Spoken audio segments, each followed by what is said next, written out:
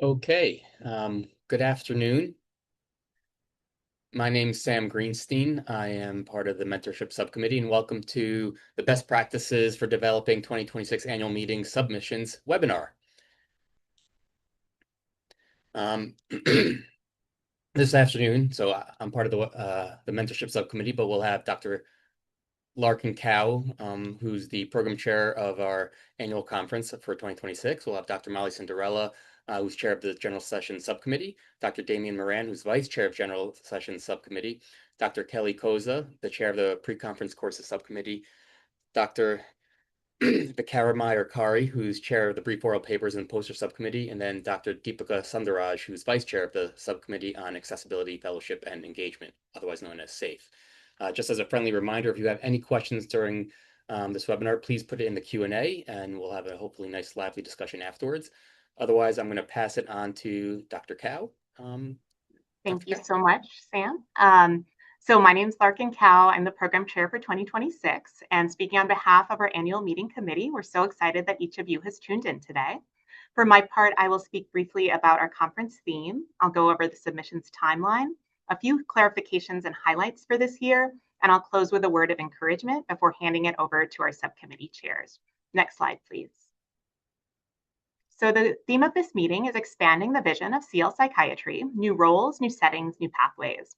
And we're inviting submissions this year that address how our subspecialty is broadening in scope amidst a rapidly evolving healthcare system. The questions here are intended for self-reflection to help jog our creativity when thinking about potential abstract topics. First, for what roles in the healthcare system are CL psychiatrists uniquely suited to contribute beyond direct patient care or traditional consultation models? Second, what settings could benefit from more or different types of CL presence? And here a setting might refer to a particular type of clinic or intensive care unit, for example, or to a geographic community. And third, how is our field developing new pathways in research, clinical care, and education to better serve our patients and to strengthen our subspecialty? Next slide, please. The graphics here show a few examples of specific topics that could relate to our theme, and these are also listed in our submission guidelines document. This is not meant to be an exhaustive list. We encourage everyone to think broadly.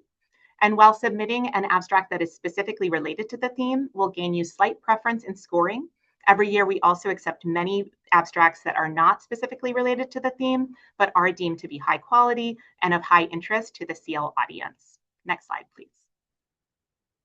This is an overview of our timeline with a few more granular dates listed in the submissions guidelines document. But our abstract submissions interface will open next Monday on March 2nd and will close just before midnight on April 1st. You will then receive notice in June. This time between April 1st and June allows our volunteer reviewers and volunteer reviewing subcommittees to really carefully review each abstract submission. And please mark your calendars now for our November meeting. Next slide, please. This brings us to a few highlights and clarifications. Similar to 2025, we will be starting the main meeting program this year on 1 p.m. on Wednesday of the meeting week. This was piloted in 2025 and allowed the annual meeting committee to accept more general sessions and to add a second poster session. We're very excited to do both of these again this year. And please also keep your eye out for Wednesday morning pre-conference activities. These will include our pre-conference skills courses, which you'll hear about in a few minutes, as well as our Developing Scholarship and Research Colloquium and our Advanced Practice Provider Skills course. Similar to other post-COVID years, we will have options for both in-person and virtual presentations. Please do take a look at this as you submit your abstract, as you'll be asked to select which of these you prefer at the time of submission. We do really encourage everyone who can to try to attend in person. It's going to be a really fun meeting in beautiful San Diego. There's something really special about being there face-to-face and those networking benefits. At the same time, we love that we can also have virtual presentations so that we can truly hear from everyone, even if you're not able to travel that specific week. Something slightly distinct for this year has to do with our SIGs and subcommittees. So our special interest groups, also known as SIGs and subcommittees, are really great ways to collaborate with other people throughout our organization and are often a really great way to meet people to work on abstract submissions with. And in some past years, these groups would sponsor certain abstracts. This was not permitted last year, but this year we are retrialing abstract sponsorship by these groups. this time limiting each group to a single sponsored abstract submission. And we realize this is a somewhat big change compared to some prior years. The reason behind this change is really to preserve the meaning and unique connotation of abstract sponsorship.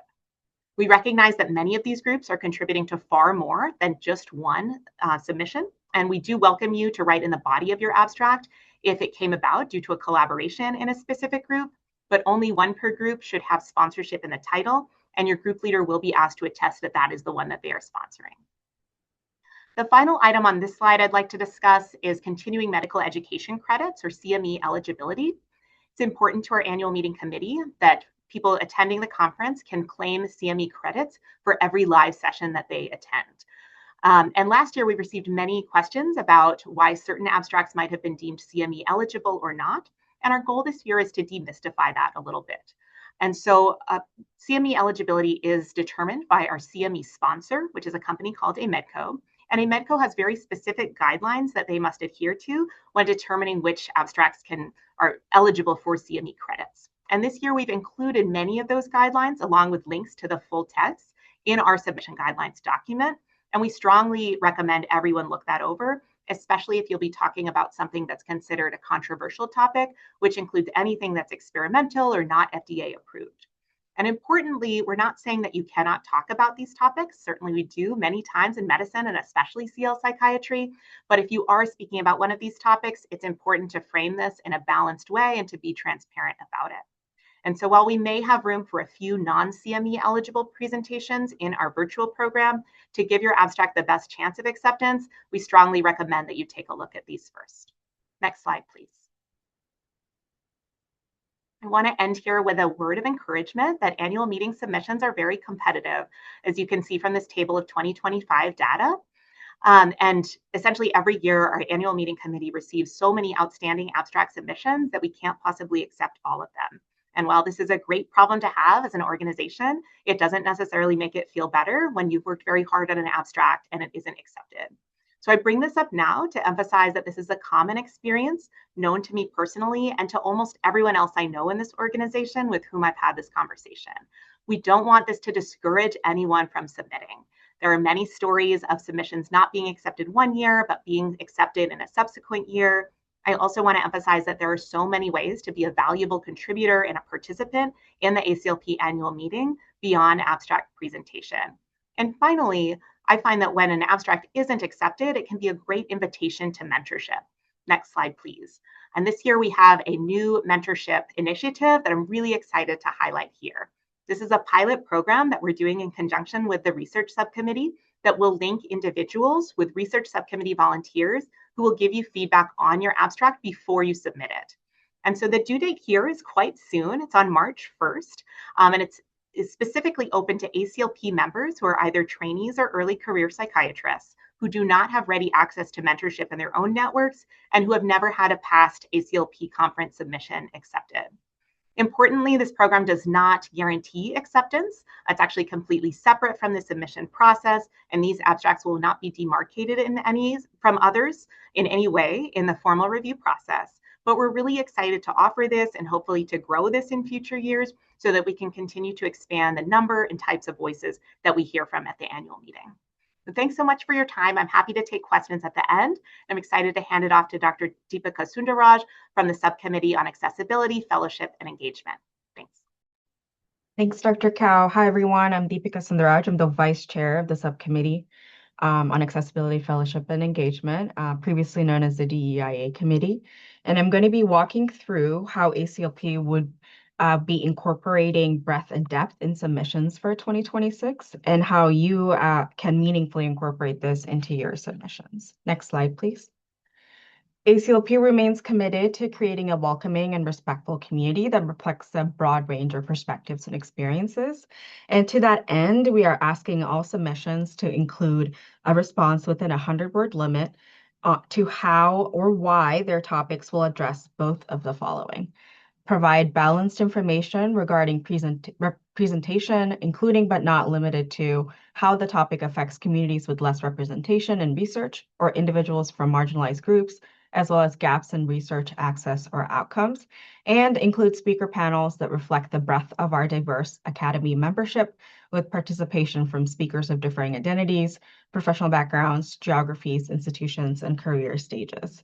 At a high level, this isn't about adding something extra or checking a box. It's about intentionally strengthening the clinical, educational, and scholarly impact of your work. ACLP is emphasizing not only what we present, but also who is represented in those presentations.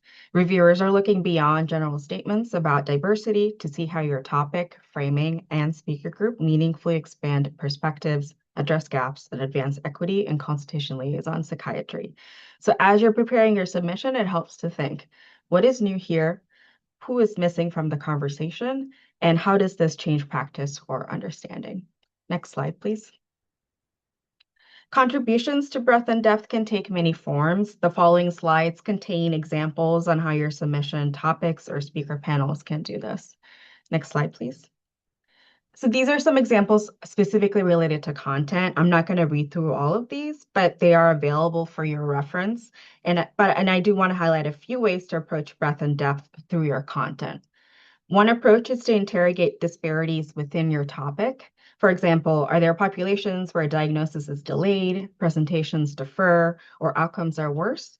Naming those gaps and discussing why they exist is impactful. Another is to translate equity into practice. That might look like adapting screening tools, improving language access, or rethinking how we deliver consultation in real-world hospital settings. You can also take a forward-looking approach. If the literature is lacking, say that explicitly. Identifying gaps and proposing future directions is just as valuable as presenting established evidence. And importantly, this doesn't have to be limited to clinical care. Educational innovation, community partnerships, and systems-level interventions all count when they improve access, engagement, or outcomes. Next slide, please. A second way to think about this is expanding how we teach and who we're designed for. This might include using different pedagogical approaches, thinking about varied learning styles or accessibility needs. It can also mean focusing on pipeline and workforce issues, how we recruit, support, and retain diverse trainees and faculty. And in many cases, it's about broadening the frame of the discussion. Instead of a single discipline perspective, consider incorporating voices from other fields or even community partners, even when discussing structural or systems level challenges. The goal is really to move from a narrow clinical lens to a more comprehensive systems-aware approach. Next slide, please. The other major component is your speaker panel. Again, this isn't about checking boxes, it's about enriching the conversation. Different identities, disciplines, career stages, and institutional perspectives all shape how we understand patient care and systems issues. For example, pairing a trainee with a senior faculty member or including a social worker or a patient advocate alongside physicians can fundamentally change the depth of a discussion. There's also an emphasis on mentorship and sponsorship, creating opportunities for early career individuals or those from historically underrepresented groups to participate and present. So when building your panel, think intentionally about what perspectives are missing and how can we bring them in to strengthen, not just diversify the session. Next slide, please. These last two slides provide examples that you can refer to. Again, these will be available to you as well. So I'll end by saying that strong statements around breadth and depth are usually specific, grounded, and tied to the actual content of the session, not just general language. They show how to connect clinical content, systems issues, and speaker perspectives in a concise way. Next slide, please. Again, more examples. Ultimately, it's an opportunity to elevate your work by making it more inclusive, more representative, and more impactful for the patients and systems we serve. Again, happy to answer any questions at the end of the session. I appreciate your time. I'm going to pass it off to Dr. Kelly Koza, who's the chair of the Pre-Conferences Course Subcommittee. Well, thank you. I was thinking I was going to go at the end, but I appreciate that. I've been working with the pre-conference courses on and off as a participant who's made a submission probably at the earliest time in the early 2000s and have been working with the committee quite a bit lately. The most important thing about the pre-conference courses is that it's an opportunity for our members to take a deeper dive on related topics or topics. So it has to be engaging, it needs to be memorable. And it's really best if it's submitted with presenters from multiple sites for a broader perspective. And so that there's plenty of opportunity to take home things to one's own practice. To help you all make a submission, reach out to your SIGs. The SIGs are a great resource for content guidance and helping you find multi-site presenters so that you can make a deeper and broader presentation and make it more engaging. Doesn't mean it has to be necessarily endorsed by them, although if you work with them deeply, as was stated earlier, please include that you worked with them and that they helped you build that. The important thing about these courses is that we do not allow trainees to be instructors. Folks are coming here to learn the newest, the best, the deepest, the most important, the hardest stuff that we as CL psychiatrists do. And it's awkward if we're learning from someone that we're training. Not to say that we don't learn from them every day, but since this is a pre-conference experience that folks are paying extra for, we would like them to have a senior expert experience, or at least have some experts on the panel.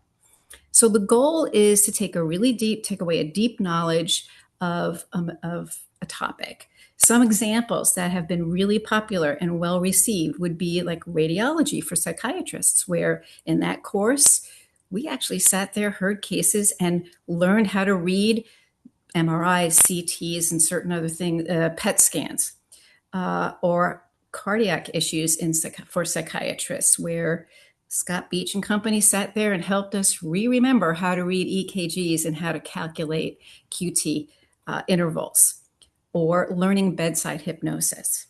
We often get questions, are you allowed to do pre-reading or have a pre-recording or have homework? And you can. Just please make sure you understand you'll probably have to review that, because certain people who sign up probably won't have the time, or will realize at the last minute they don't have the time to review it. So you'll have to do some review. And that should really be engaging and absolutely necessary. Why not try to include it in the coursework itself? So please, the takeaway is to submit and get feedback on that submission. Please avoid simple, basic reviews, and please avoid 3-4 hours of straight, simple not simple, but slide-only presentations, because you could certainly go to the general sessions to go to multiple presentations that may not dive as deeply as a course can. And that's it. We're looking forward to the submissions and to reviewing them. We usually get 15, 20, sometimes more, and we can accept somewhere between 6 and 8. I think this year might be a little less. So thank you. Thanks for your time. All right. Thank you, Dr. Koza. I'm Vicara Meyer-Kari, Chair of the Oral Papers and Posters Subcommittee. And for this year's annual conference, we do not have any updates that are specific to my subcommittee or to the submission for a brief oral paper or a poster, hence no slides for me today. But I did want to point out a couple of things. As Dr. Cow mentioned earlier, we moved this past year to 2 poster sessions. That was really well received. So we are going to do that again this year. I think it gave people the opportunity to enjoy the posters with a little bit more time and actual physical space. And that gave us the opportunity to accept as many posters as we could, given kind of time space constraints of wherever our location is. I also wanted to let people know that if you were to have a poster accepted and you wanted it to be eligible for an award, there will be a deadline that's actually a few weeks earlier than the final deadline to upload your poster. I think the final deadline is end of October, early November, and this deadline to be considered for a poster award is October 14th. I think that's what it's set for now, usually mid-October. And that just allows our subcommittee the opportunity to go and re-review and do another round of scoring based on your actual poster and not just the abstract. And then from there, we'll take the top % and we will do another round of scoring in person during the poster sessions. And at that point, we'll be scoring based on your presentation of your poster. So if you want your poster to be eligible for an award, just make sure to look out for that earlier deadline. In a few minutes, you're going to hear a little bit more about kind of the tagging system, the keywords, sort of when you're submitting your abstract, how is it going to be grouped with other abstracts?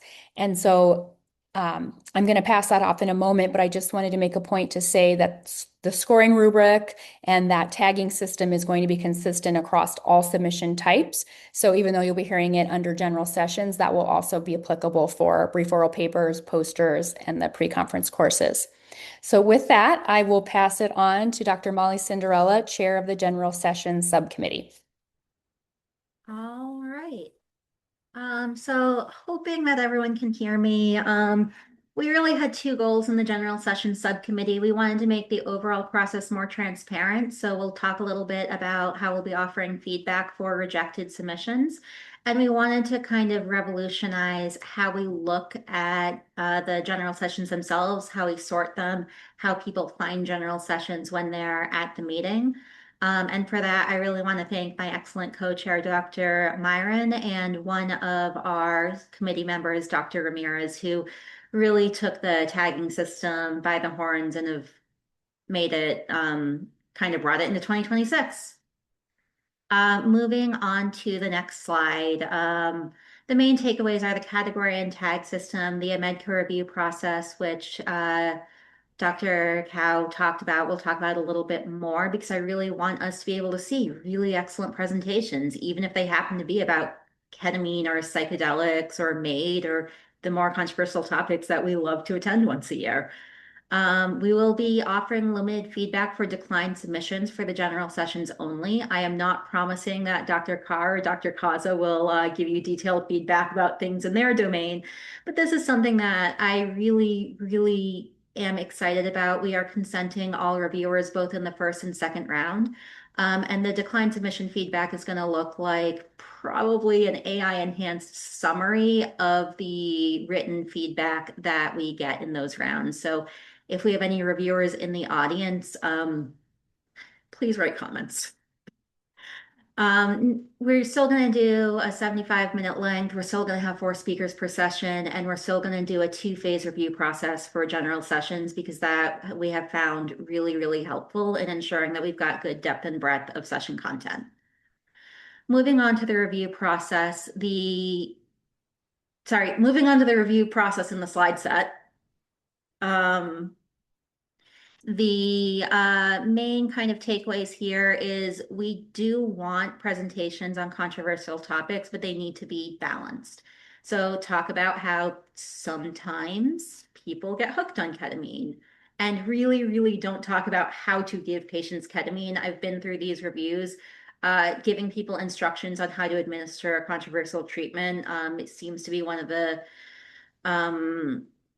trigger points for having a session reviewed and ultimately made not CME eligible. You can, and I ask people, please do go look up this in advance. We really don't want to have to reject sessions or move sessions to virtual because of what they're about. Next slide.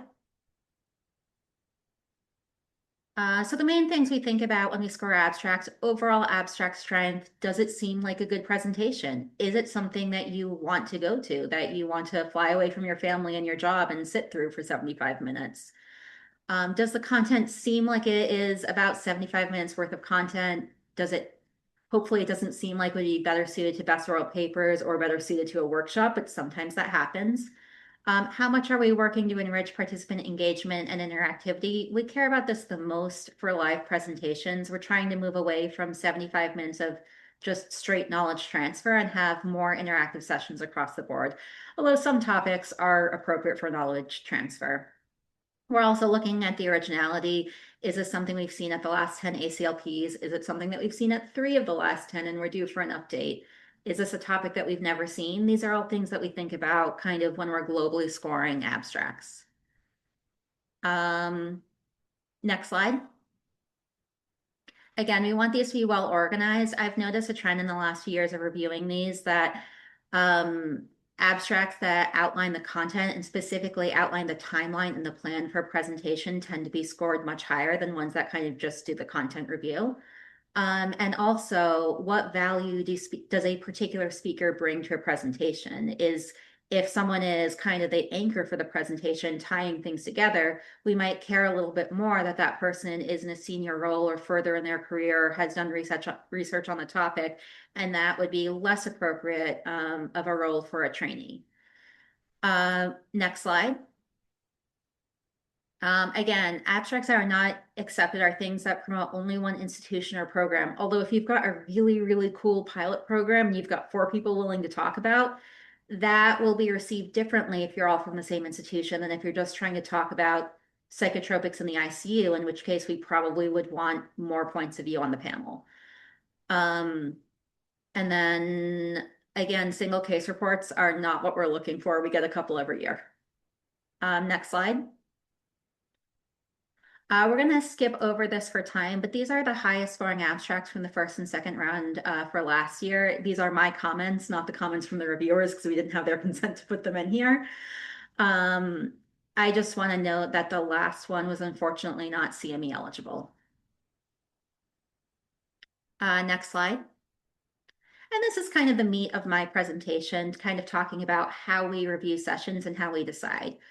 We do 2 rounds of reviews to really be able to focus on the depth and breadth of the program. The first round of reviews is from our wonderful volunteers. They review everything from 1 to 10. And then we get that data back and we kind of slice off the top, usually 10 or 10-ish presentations, and say these are going to make it into our final pool. And we also slice off the bottom, usually 20 to 25 presentations, and decide that we're not going to move those forward to round 2. And this lets us do a couple things. It lets us take some really excellent presentations early and not kind of spend energy re-reviewing them. And it lets us kind of see in a vacuum, this is what the kind of broader membership, the ACLP, wants at the presentation. On both ends, we look at the Z-score. If one presentation gets straight 5s, one presentation gets 2 10s and 2 1s, we'll move the one with 2 10s and 2 1s on to the next round, where the straight 5 1 might at that point be rejected.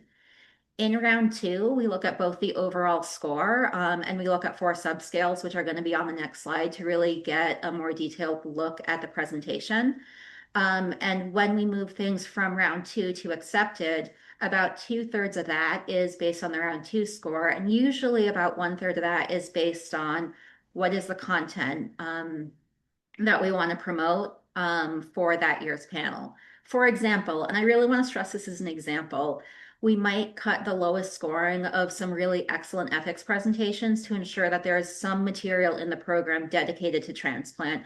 Or at some point, we might decide between 2 pretty similar delirium presentations. The decisions that we make at this phase varies a lot year to year and is very subjective. I am not telling you to go out and prepare a transplant presentation, because if everyone in the audience does that, we will be cutting transplant presentations.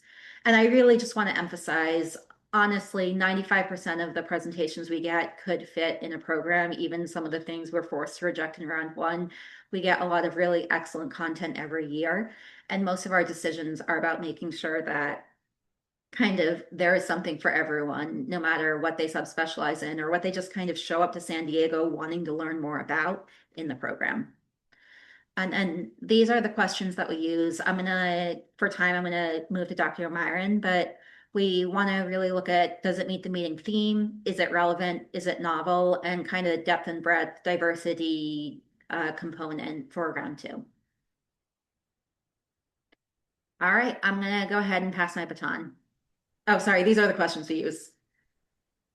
Thanks so much, Molly. I appreciate it. Hi, everybody. I'm Damian Myron. I'm the Vice Chair for the General Session Subcommittee. We wanted to spend just a few minutes talking about the update for 2026 for the submission portal and the updates that we made for the submission topics and keywords.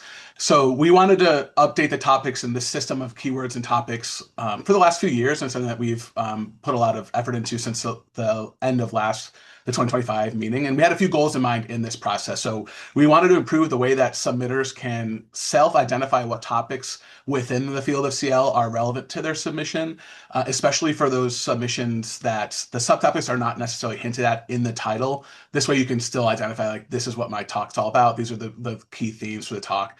We also wanted to help make sure that we're making the best possible matches of sessions that are submitted with the reviewers who reviewed those sessions.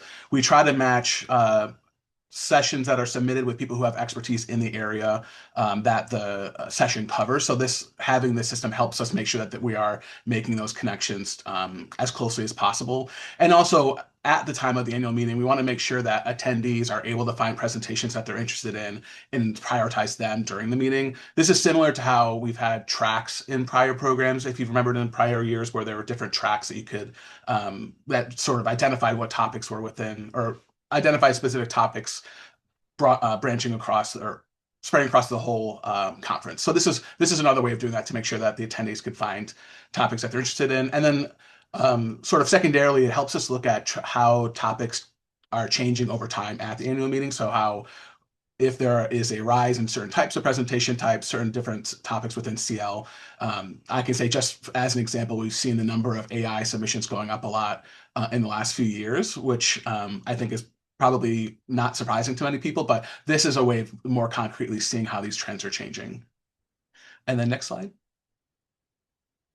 So for 2026, our subcommittee, we completed a review of all the abstract submissions for general sessions that were submitted over the last 5 years, so the last 5 annual meetings.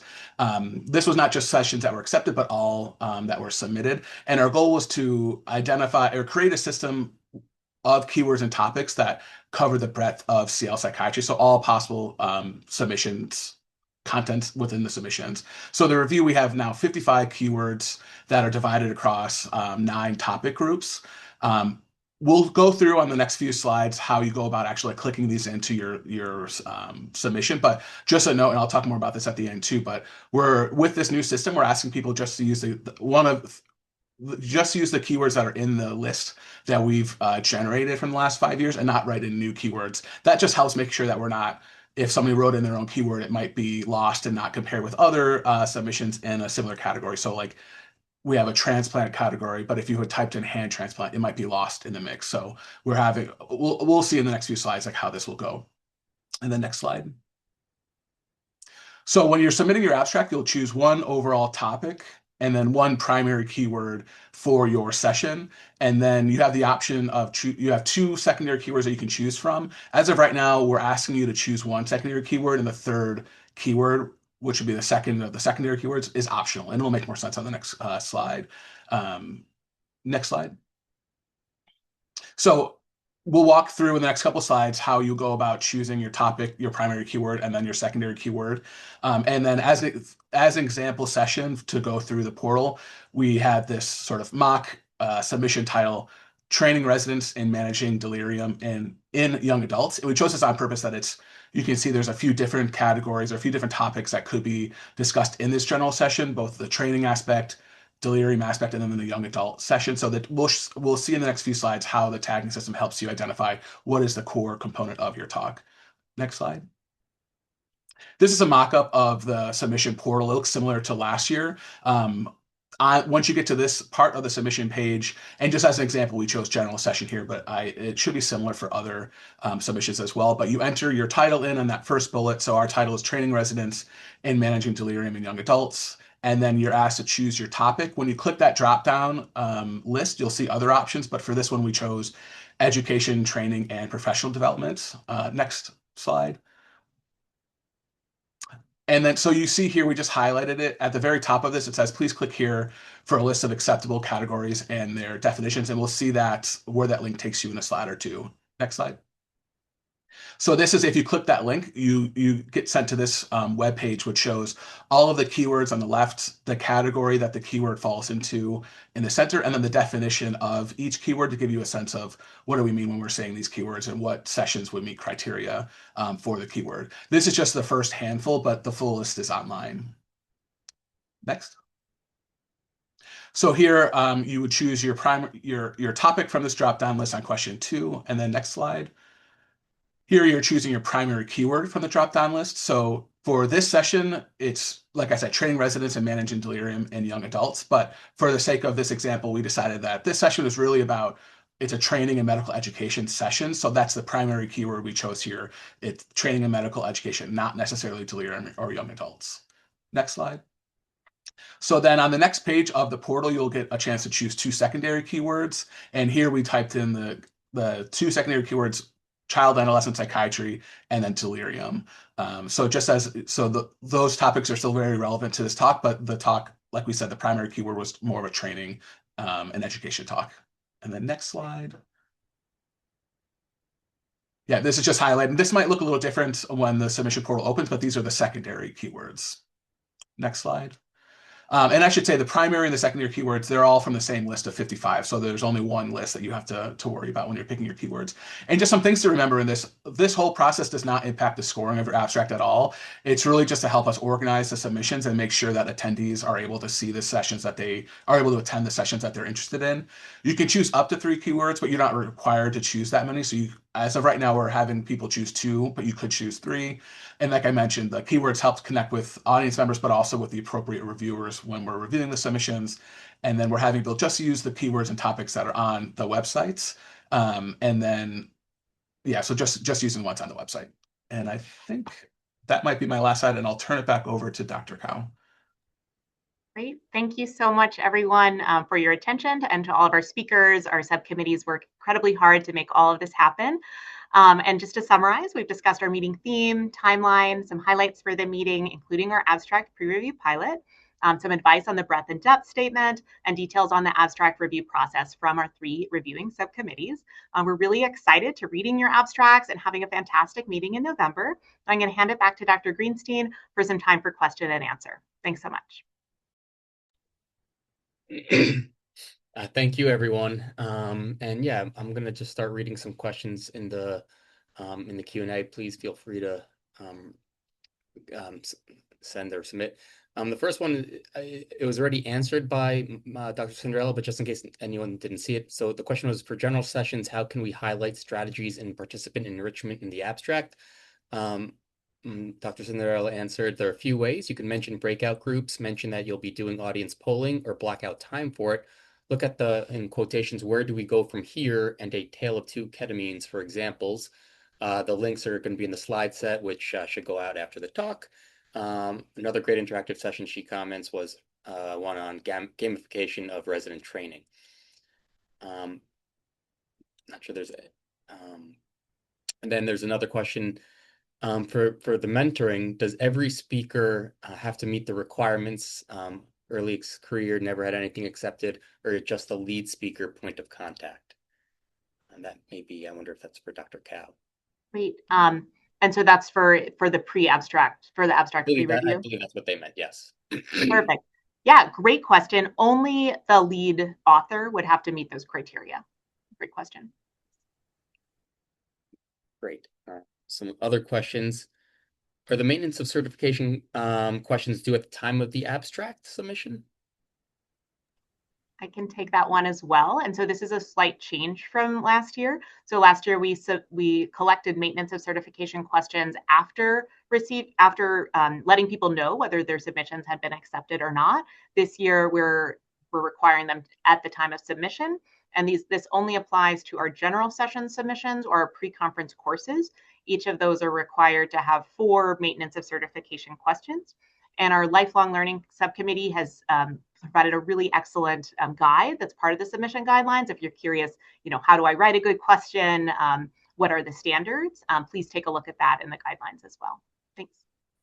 And just to follow up, and perhaps I may have missed this, but is that something that's scored as the criteria for an accepted abstract or not, whether, how robust the MOC questions are? It's a great question as well, and I'd be curious from some of the reviewing subcommittees. I don't believe it's part of the formal scoring process, but reviewers would be able to see it, is my understanding. So I would view that as just one extra opportunity to kind of summarize or highlight, these are the main points that people should get out of our presentation. I don't think you would necessarily be scored down if your question wasn't very well written, but we do hope that they're well written just for the sake of all of our meeting attendees. And we know that all of the abstracts submitted will have great content. And I've always found it kind of helpful as an exercise, just writing those questions, just make sure that your abstract is really aligning with the take-home points you want the audience to receive. Yeah, and just to kind of say, if we can see them when we're reviewing them, it's going to be kind of subconsciously wrapped into the 1 to 10 score. Great. Another question, can I still submit an abstract that's not specifically relevant to this year's theme? Yes, and please do. One thing that the first year we did this, it was the year that the theme was kind of on integrative care, and we kind of saw that there was flip-flopping. Things were either theme relevant, things were either scoring high in the theme or they were scoring high in relevance. Theme isn't officially considered until the second round of abstracts, and there's always room for really great kind of general presentations or really great updates. We want things that we're giving the highly themed abstracts a boost, but we do want things that are not specific to the theme. So just to even piggyback off of that, I think a bunch of us have been to many of these conferences. Catatonia, for instance, is always seems to always be well represented. Any advice for perhaps first-time submitters on how to, how to really make a fantastic abstract on a topic that is always well represented? It's a very loaded question, but perhaps some added advice might be helpful. I see Kelly's hand up. Is this for this question or a separate one? Yeah, I was going to answer a comment earlier that please knock our socks off with something really great. If it doesn't happen to hit the topic of the conference, it's really every year we have submissions that we're like, wow, we never really thought how important that is, or that should be included, or what a great refreshing way to look at this, or hey, they pull together. We've never been able to pull this group of people together, no matter how hard we, tried to entice them, and yet this submission did. So if you're being creative and thoughtful and deep with your application, it's great, usually. And to answer the question about catatonia, having an expert speaker like Dr. Francis always helps if you don't have access to him. Some things that I remember from last year, there was a really good one on what to do if the first line treatments don't work. What are the next steps? What if the treatment makes the patient worse? Another kind of great way you could put a twist on it is like, how do you handle catatonia at institutions that don't have ECT, and kind of focus kind of more on coordination of care, more on making internists believe that catatonia exists as a diagnostic construct. Like, there are a lot of different ways. We probably wouldn't accept a presentation that was like, what do you do when someone has catatonia? Give them benzos. But we do accept a lot of what do you do next, even if it doesn't align with theme. Okay, sorry, just quickly scanning. Another question. When will I know, well, assuming the abstract gets accepted, any idea when the person would know what day they're assigned to speak? I can take this one. This typically happens around July and is done by a lot of hard work by our management company. So I just want to give them a shout out as well. Parthenon Management Group has been coordinating this webinar and everything else going on behind the scenes. So thank you. Are there limits to how many abstracts I can submit, and break that down to how many poster abstracts and general sessions? Yes, there are. And this is unchanged from last year. But to be a speaker on a submission, you're limited to 3 submissions per speaker. So that applies to anyone contributing to a general session, or if you are the speaker or first author for a brief oral paper. What doesn't count towards this 3 submission limit are any of the pre-conference courses. We don't want to constrain people. We really want those to be really, high quality experts. We don't want you, using up your cards on those. Posters also don't count. However, if you have more than 1 poster accepted, you will be asked to only present a single poster. And then you can be a co-author on a brief oral paper as many times as you want. And what the other thing that does not contribute to this limit is anything that's invited. So if you're in an invited general session, a plenary, if you're a debate speaker, if you are selected for an award talk, obviously you wouldn't know any of those things yet. So don't worry about those contributing to the limit. And just want to emphasize that we will be checking this limit at the time of submission. So if you submit 4 for which you're a speaker, I believe the system may actually keep you from doing that submission. But if not, we'll contact you soon after and you'll have to drop one. So you don't want to let your co-presenters down. If you're on a general session, please make sure with your co-authors that no one is exceeding that limit. Thank you. I don't think there's any other questions. Just make sure. Review them.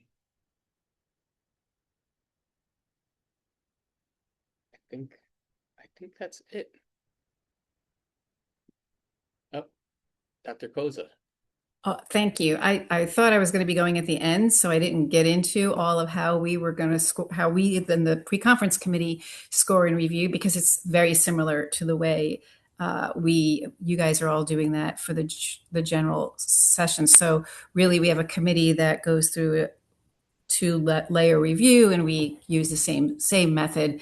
And we usually take care of looking at the top 10 and then select from there. And what's different about the pre-conference committee is once you are initially selected, you would then need to turn in your full slide deck long before the meeting so that we can help assure that the fonts make sense, that can be read from across the room, the content is as you had described it. And we also help guide you. We have lots of experts on the pre-conference committee who can help you if you need some help with making it more interactive or making it more visible, and how to make sure your presentation is going to meet the expectations of those that are going to be spending a couple of hours listening to your group.